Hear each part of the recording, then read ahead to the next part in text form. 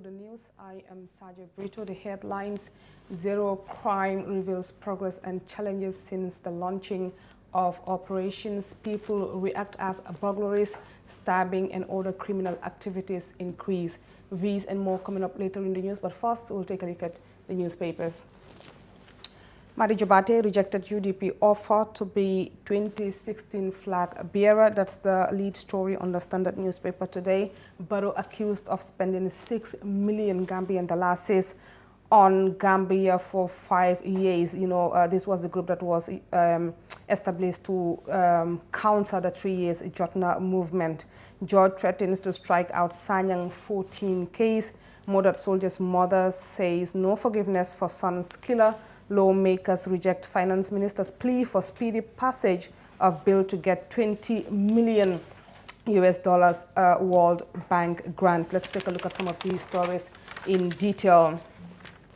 A former key UDP surrogate, now executive member of the National People's Party, Fabu Sane, has revealed to the Standard newspaper that political commentator Madi Jobate refused advances by the United Democratic Party to be its flag bearer and lead the 2016 coalition.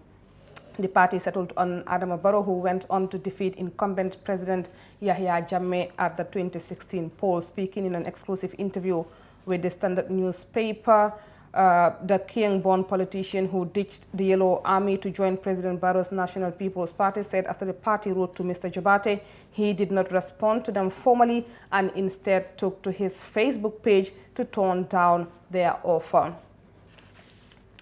A former youth mobilizer of the Gambia for 5 years and peace-building group has claimed that President Barrow spent 6 million Gambian dollars on the group. Omar Sanyang, who has since joined the United Democratic Party, alleged that though he hadn't seen or benefited from the money, Dusano, the deputy youth advisor to the president, told members of the movement in a meeting that the president had spent 6 million to facilitate the activities of the group. The group, which is widely regarded as a pro-government, was set up to counter the 3 years Jotna movement, which demanded President Barrow keep his transitional promise and step down from office at the end of 3 years. The presiding judge in the criminal trial of the 14 Sanyang villagers has threatened to strike out the case if the prosecutors from the Attorney General's chamber are absent or unable to proceed at the next adjourned date. Justice Ibrahim Jaite gave this warning yesterday during the court sitting after the state prosecutor failed to appear in court. The matter was set for plea taking of the accused, but the prosecutors failed to appear or give a compelling reason for his absence to the unimpressed judge. Meanwhile, murdered soldier's mother says no forgiveness for son's killer. The mother of Tumani Jallo, the soldier who was reportedly killed by agents of the state after he was accused of burning down the former ruling party's headquarters, has vowed never to forgive his killers. Mrs. Binta Kamara of Fonyi Somita told the Standard yesterday, "The killers of my son will never be in peace in this world and in the hereafter. They will never know peace because they have deprived me of my peace and that of my family when they killed the breadwinner of our family." Willie West, a lawmaker, Honorable Sidia Jatta, has blasted the executive for urging Parliament to meet in a special session to wrap up their work on the Gambia Public Procurement Bill 2020 to avoid missing out on a 20 million US dollar grant from the World Bank. Finance Minister Mamburin Jai had tabled a proposal before a joint session of the National Assembly and the Public Accounts Committee and the Public Enterprise Committee to fast-track procedures for promulgation of the Public Procurement Bill 2020 before this Friday. Finance Minister Njai said his proposal was by no means a dictation of parliamentary procedures, but explained that his ministry was negotiating with the World Bank for a 20 million US dollars grant, but the bank insisted the GPPA bill be tabled before Parliament before the grant is in fact released. That will be it for the Standard newspaper. Let's take a look at The Point. The Point newspaper is reporting that government may face a legal battle if TRRC recommendations are not implemented. Let's take a look at that story. As the country's Truth, Reconciliation and Reparations Commission is at the climax of its public hearing next month, the Executive Secretary of the Institute for Human Rights and Development in Africa, Gay Sow, has hinted that they are ready to go to court if the TRRC recommendations are not implemented. TRRC has done a great job in putting issues at the forefront. However, at the end of the day, we should try as much as we can to remind the government and the TRRC of its responsibility. Maybe if the TRRC recommendations are not taken seriously, some of us have already documented some cases and are ready to go to court, he said. That will be for the papers. We'll go for a break and we'll be right back. Stay tuned.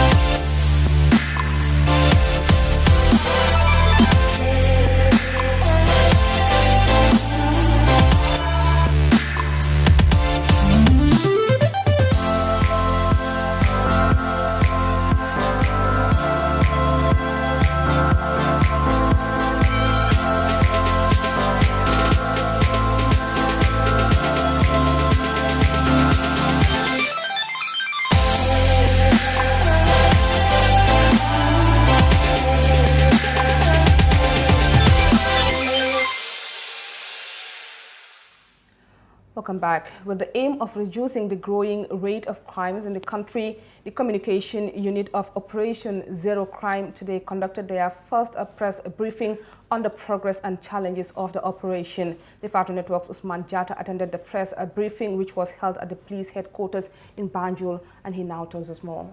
The Gambia have seen an increase in crime rates ranging from robberies, kidnappings and murder cases. All these crimes put together is sending a clear message that the country's national security level is at a threat. Today we are at the police headquarters in Banjul to witness the first press conference to be organized by Operation Zero Crime.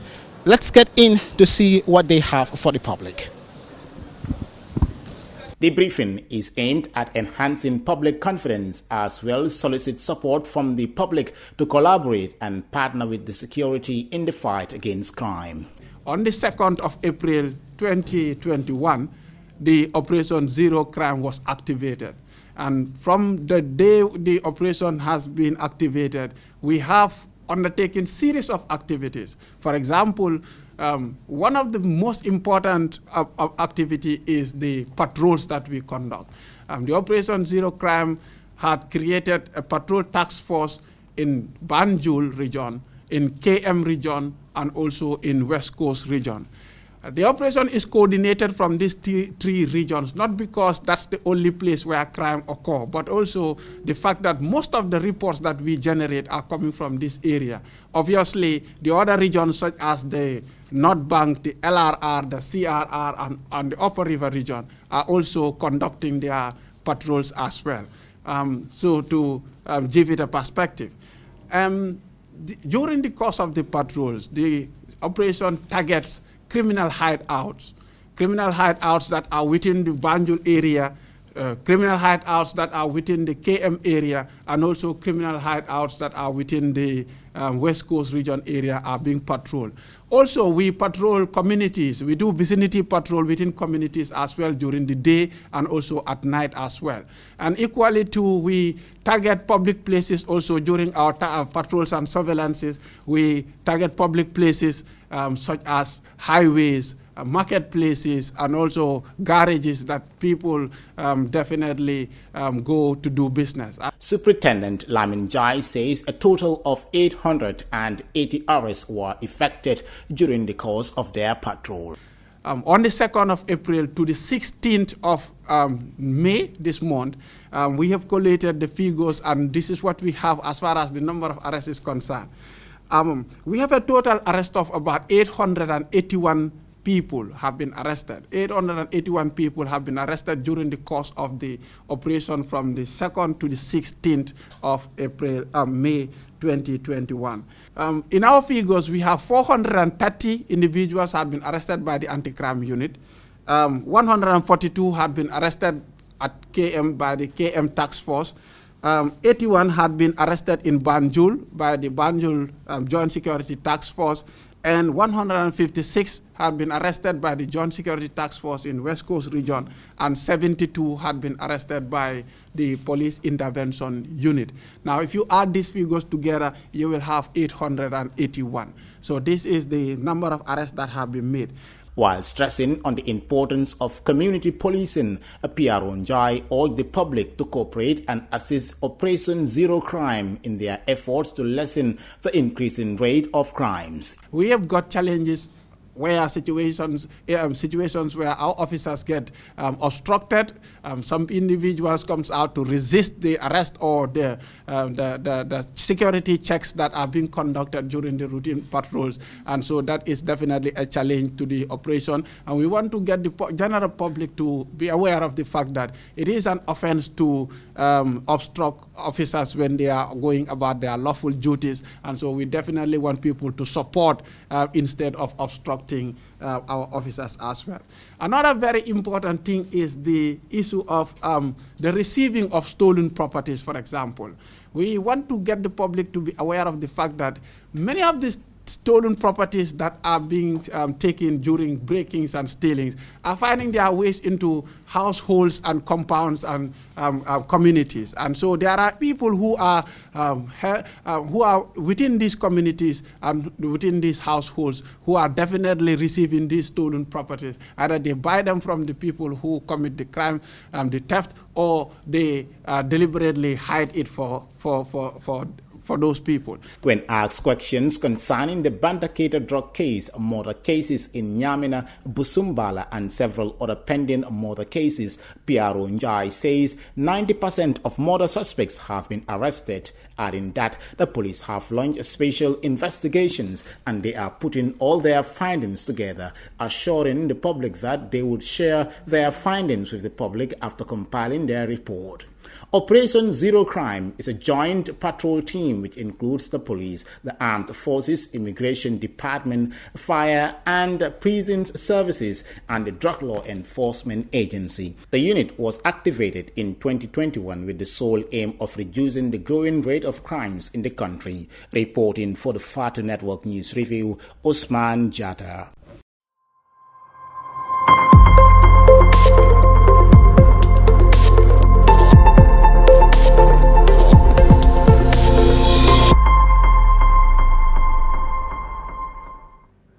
Osman Jatha there. Thank you very much for that report. And now, a peaceful and secure environment is critical to every society. Recently, the Gambia has become a place of threat, according to some, prompting many to ask whether President Adama Barrow and his government is capable of keeping them safe. TFN was out today to know the reaction of Gambians and how they feel living in a country where theft, burglaries, and stabbing has become the order of the day. Mati Senghor tells us more.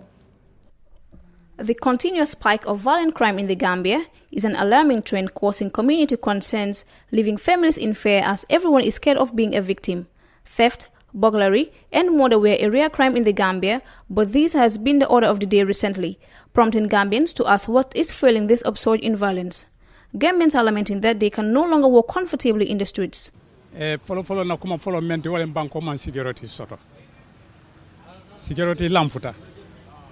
Mo fasiata yetra la re la bungo kam moni jorango e na ay attack na e sota be fala le na flota je ite amuta e ma barama ya sambo police e ko ni sungo bute loi be te mutala wala tilinta banko man security soto kana nyo nene man sakunda isi notale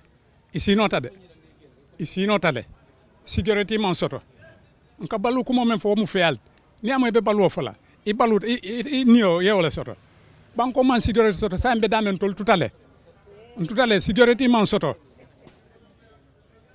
lungo lung mo fa be kala moli o moy sa intol kata min tole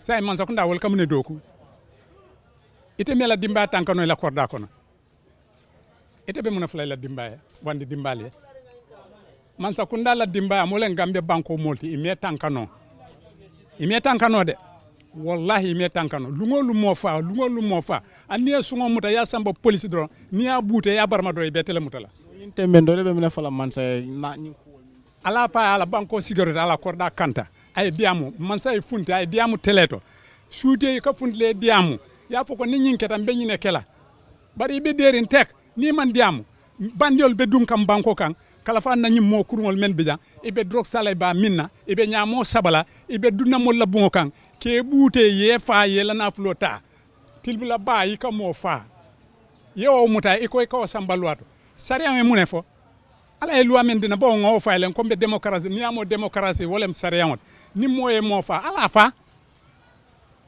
na e suñaro ke ya bulo kuntu banto la démocratie o manke démocratie wom démocratie kilinete kiliye na fasa ibe siri ifango lejeede bari man si Gambia banko mole hani wonte de parce que on man tanko soto sa ni men man tanko so ni yela suuto ika silale fay binan no ma yem fa yenna dimba fa fombe ke nim fano ketay ko alhamdulillah ni yela bago deng ilota wesfi ni me hakiloto isila bago saba ni balante ye bulo sepu sa mo bu ka ni mo fata ni be mo attaque la ni tata je ketel fango fa sa en tolbe mun fal carte fa kanale de isi hakiloto fal folli banque sambo manke gerte sa fi ñimote de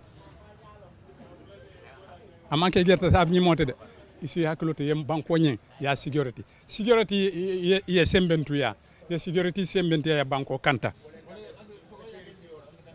a baraka banko kata nyama kata ku bari ñoo fa ko wala banko mo mol sila du banko ngenda ci tordilal bari ñu daan tol ma ñu long ma ñu faro lon de jawrat lo ta fa sanki tan sa banke lim tol man fure hoja ñala kam mo fure hoja ñala den na ma bari ñu ko ay mo be silal man ta ko ndanga ndam wol ma ko le banko ci torti c'est sur bambang ko di wal nga nek banko kan ha banko bi da ka ñamen dia anyway ndo han ma dum fon la tanko be fon bulu kadu ñaatu na dan dama sa dam mal tenunu atbe jalla bari ndol fon tanyang ko la hakiltu because enda kundu mo fo nyeden namba ko be mbulle ngalandi namoro ko tedendo tabati yeñ wala nafo men be ko na be tat so sa wala ne defo me dam bul ken son kata gam mo hani andi wobe banko to je mo si la bagge ba na den tam sa dam mala masala kenya dam tenunu atbe jalla bari mol fon ki hakiltu fon tanya bi ni mu cebati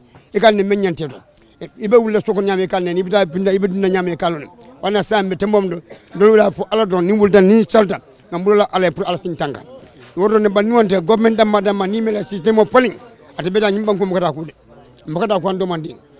We spoke with the MD and CEO of Marshall Security Service. Foreign troops cannot secure our country, adding that the government should invest in the security sector. Well, I think there are a lot of factors involved. One is the democratization of the nation, which is not filtered down very well, that the freedom of people to move around and to have their freedom and liberty is being misinterpreted to the grassroots, that people are just taking that for granted.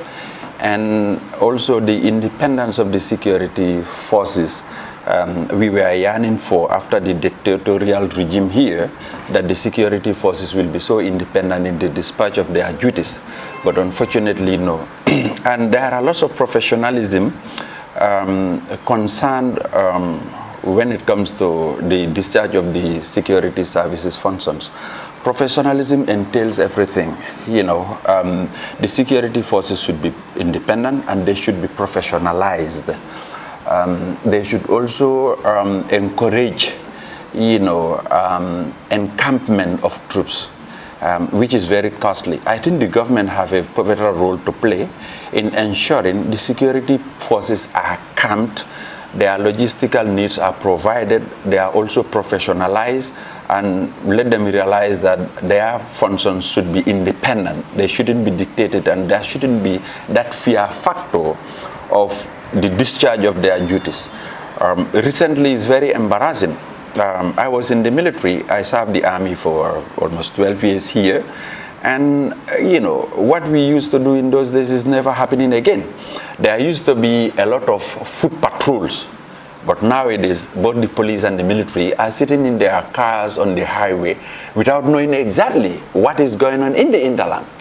So I think going forward, Having said, the logistics, provision by the government to them, if those requirements are met and they are camped, encampment of troops is very costly to any state in the world, but we have to do it, sure that their QRF, the quick reaction force, and the patrols can always be stationed and they can move every night, and let them encourage the foot patrols, park the vehicles at a distance and walk on foot to have that physical encounter with the criminals and the bandits in town.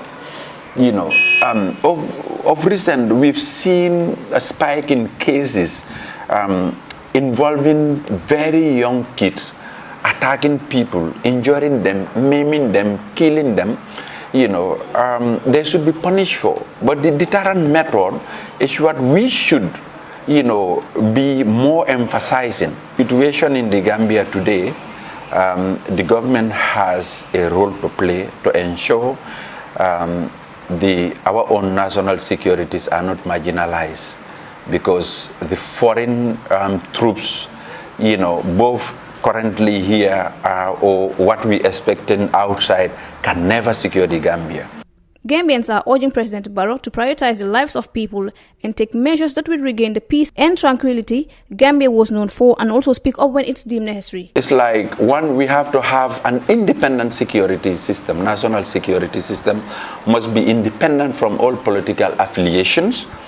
And two, we have to sensitize the youth that calling and bringing democracy to their doorstep doesn't mean that they should be violent and lawlessness in the country. And that can only be enforced by the security. And the security forces should be well equipped. It's embarrassing to see the police on the highway.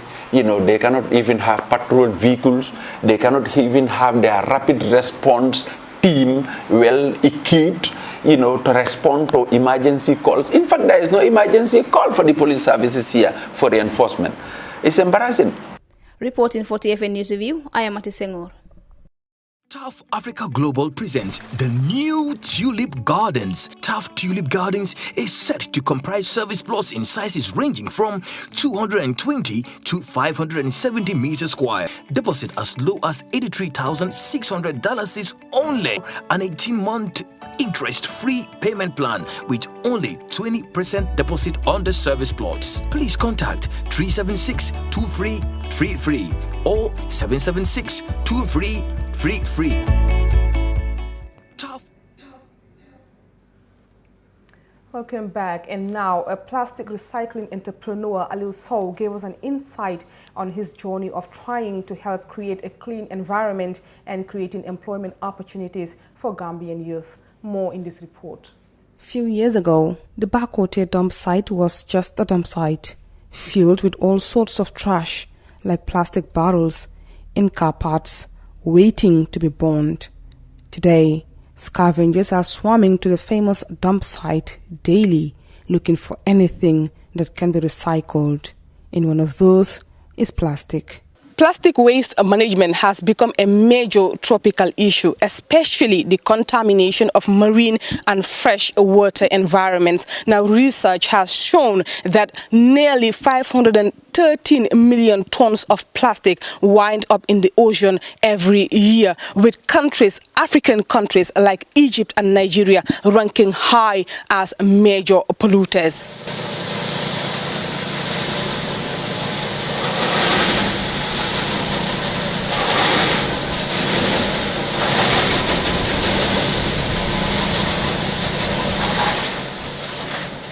Aliu Sow is an environmentalist and plastic recycling entrepreneur who gave up living in the West and returning home to fight against environmental pollution in the Gambia. Now owning and employing dozens of young Gambians to work at his plastic recycling firm, Aliu Sow said besides being an environmentalist, he was inspired by the idea of creating job opportunities for the youth. What inspired me is always wanting to come back home and trying to create jobs, because I, not only government, I myself have a lot of family members dependent on me, so which are youths, and we cannot find them jobs, So if you can come, have the opportunity to create that jobs, you can include family members, friends, and some other people that you know are willing and really ready to work, to stay here and work. So what inspired me most is the creation of jobs, because you can go and find a business like bringing a container or open a shop, which is a one-man business,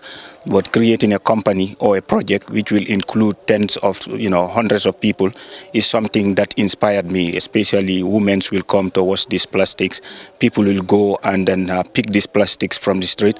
So it's something that's cleaning the environment and, of course, making good use of waste.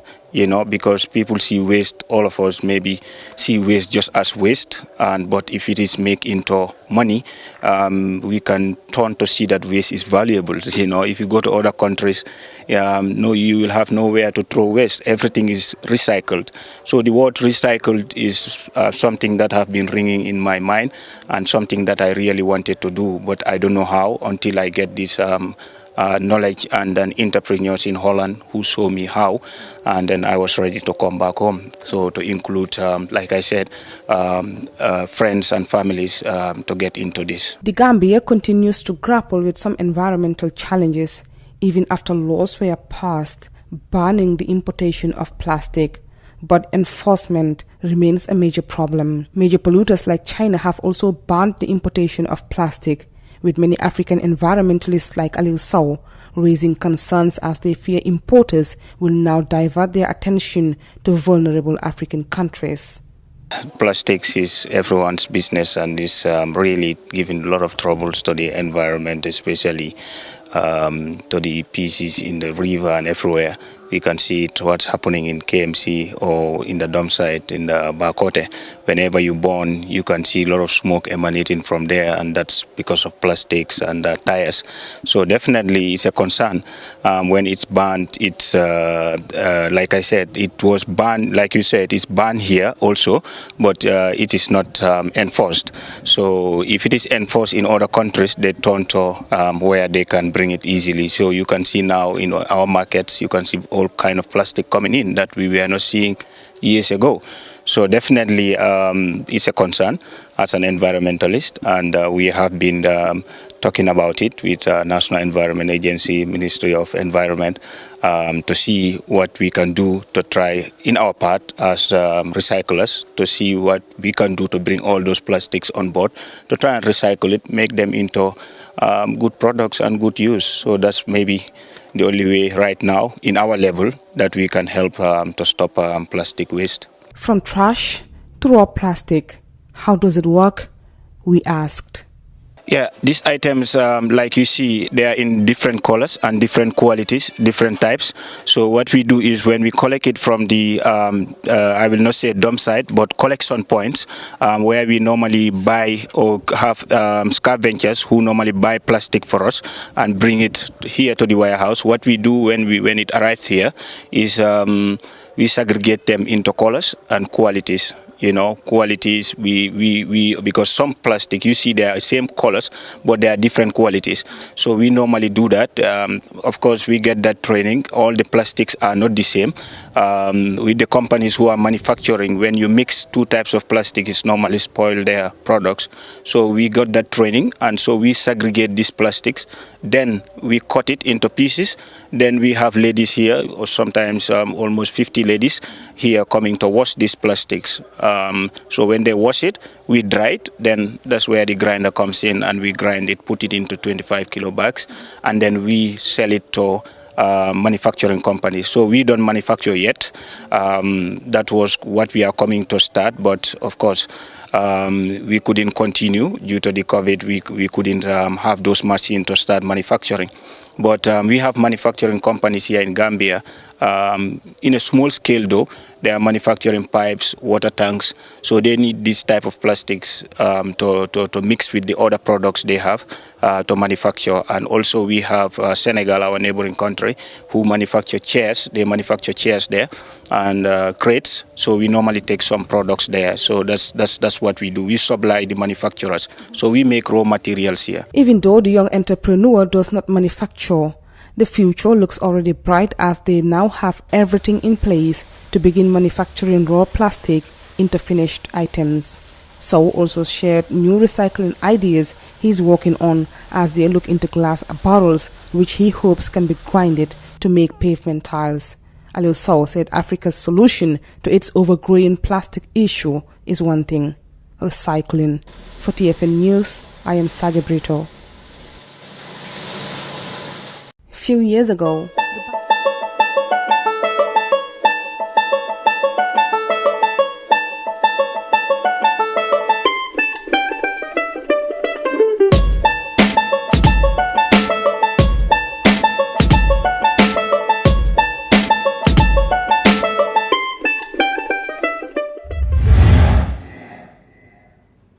this now brings us to the end of today's show. Do join us tomorrow if you can. Thank you very much for watching, and bye for now.